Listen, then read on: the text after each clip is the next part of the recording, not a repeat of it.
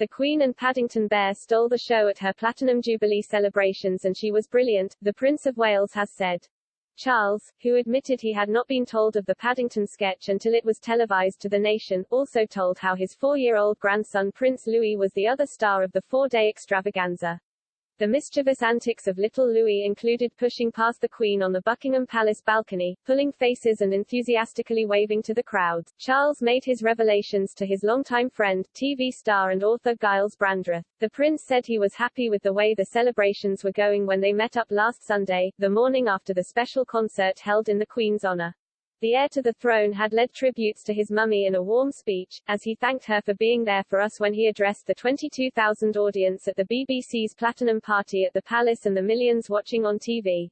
The highlight had been a short sketch in which Paddington Bear joined the Queen for afternoon tea and was delighted they both shared a love of marmalade sandwiches. Speaking on the Commonwealth Poetry podcast, which he co-hosts with daughter Afra and which starts today, Giles said of his chat with Prince Charles and the Duchess of Cornwall, they were on good form. We all agreed how brilliant the Queen had been with Paddington. We all agreed the Queen and Paddington at one end of the spectrum stole the show and at the other it was Prince Louis that stole the show. It was before the fun parade and they were amused by my corgi jumper. They were happy with the way the event was going. I congratulated the prince on his speech and we agreed the Queen had been wonderful. Everybody just loved that film, such fun.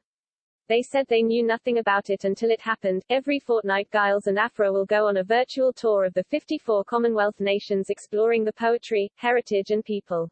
For the first episode, on the UK, they are joined by the Duchess of Cornwall and Dame Joanna Lumley in the garden room of Clarence House. Camilla talks about her travels across the Commonwealth and her favourite poets including Robert Burns, Ted Hughes and John Betjeman. Giles revealed that, just like some people find the idea of poetry a little forbidding, he also finds the idea of interviewing royalty nerve-wracking.